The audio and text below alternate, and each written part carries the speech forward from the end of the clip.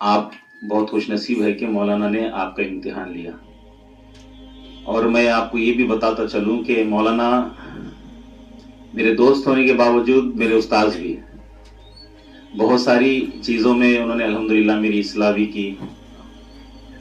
तो मेरी करियर की जहाँ से शुरुआत हुई, तो उन शुरुआती दिनों में दो लोगों का मेरे पीछे बहुत हाथ रहा है, एक मेरे वालिदा का और दूसरे मौलाना का।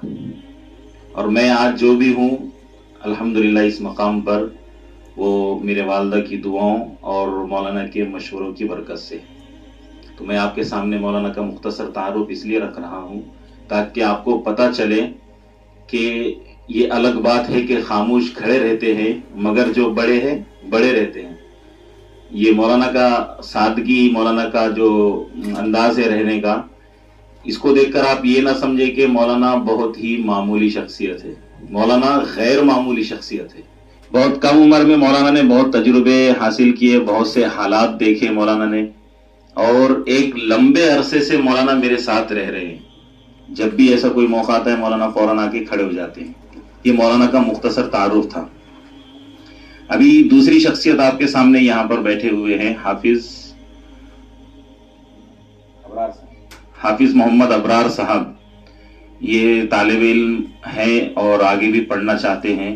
दुआ फरमाए अल्लाह ताला इनको बाअमल आलिम और मुफ्ती बनाए। हाफिज तो ये बन चुके हैं, इन्होंने हिफ्स हासिल किया है अल्हम्दुलिल्लाह।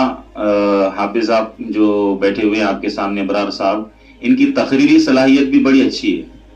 मैंने सुना हो इनको तकरीर भी बहुत अच्छी खासी कर लेते हैं, और उनकी ये तकरीरी सलाहियत को ही देखकर मैंने कहा था इनको आलिम जरूर बनाना। ऐसे लोग जब आलिम बनते हैं, जिनके अंदर गैरत इल्म होती है और उलूम नबूवत को संभालने का हौसला होता है, और वो किसी के सामने झुकना पसंद नहीं करते हैं और अपने इल्म को जलील करना पसंद नहीं करते हैं, ऐसे लोगों का मार्केट में आना बहुत जरूरी है। ऐसे लोगों का मिंबरों पर बैठना बहुत जरूरी है। तो आप भी अभी कुछ दिनों के बाद हाफिज बनेंगे, तलबा अनकरीब हाफिज बनेंगे, बहुत कम वक्त रह गया है। तो उनसे भी मेरी गुजारिश है कि आप लोग हिफ्ज करो तो ऐसा हिफ्ज करो उसी साल कुरान सुनाओ जिस साल आप हाफिज बने। इरादा करते हैं इंशाल्लाह। अभी देखो हाफिज अबरार साहब इस साल हाफिज बने हैं और इसी साल इंशाल्लाह कुरान भी सुनाएंगे। तो इसका फायदा ये होता है कि फिर जिंदगी भर कुरान आपके सीने में महफूज रह जाता है, मुनक्कश हो जाता है। और अगर एक साल भी आप गैप कर लेते हैं तो आपको दौर की नौबत आएगी, फिर धक्के खाने की नौबत आएगी। तो फिर हिफ्ज ऐसा हो कि आपको अगर नींद से जगाकर कोई भी आयत पढ़कर सुना दे कि यहां से पढ़ो हाफिज साहब, तो आप पढ़ लेना चाहिए। और जब तक वो ना कहे रुकने के लिए, आप नहीं रुकना। तो आज हाफिज अबरार साहब की हम टूटे फूटे अंदाज में गुलपोशी करेंगे। याद रखिए, एक हाफिज कुरान को अगर हम सोने में भी तोलें, एक पल्ले में हाफिज कुरान को बिठा दें और दूसरे पल्ले में सोने और जवाहिरात भी रख दें, तब भी हाफिज कुरान का हम हक अदा नहीं कर सकते। इतना बड़ा मकाम होता है। हम यहाँ शाल पोशी, गुल पोशी जो भी करेंगे, तो ये उनकी शान में बिल्कुल ऐसे है जैसे एक बड़े स्टेडियम के अंदर किसी ने अंगूठी रख दी हो।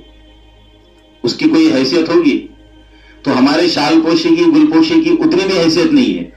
लेकिन कल क़यामत के दिन अल्लाह रब्बुल इज्जत वो हाफिज कुरान के शायान शान उसको ताज पहनाएंगे, जन्नत का लिबास पहनाएंगे, और उसके वालिदैन को, उन खुशनसीब वालिदैन को जिन्होंने अपने औलाद को बजाय दुनियावी मशागिल में रखने के, उन्होंने अपने औलाद को उलूम दीनिया सीखने के लिए भेजा, उनके वालिदैन को भी ताज पहनाया जाएगा और सारे इंसानियत के सामने उनको इज्जत, उनकी इज्जत अफजाई की जाएगी।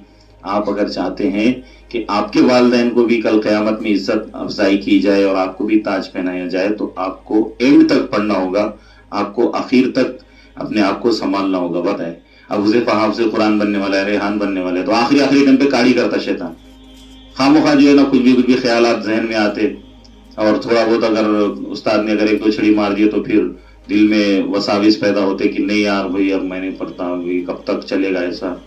नहीं, तो बर्दाश्त करते हुए चलना है। तो इंशाअल्लाह भी हाफिज साहब की गुलपोशी होगी हजरत मौलाना हारून साहब के हाथों से। तो आप सब देखें और क्लैप्स के जरिए आप हिम्मत अफजाई करें, ठीक है इंशाअल्लाह।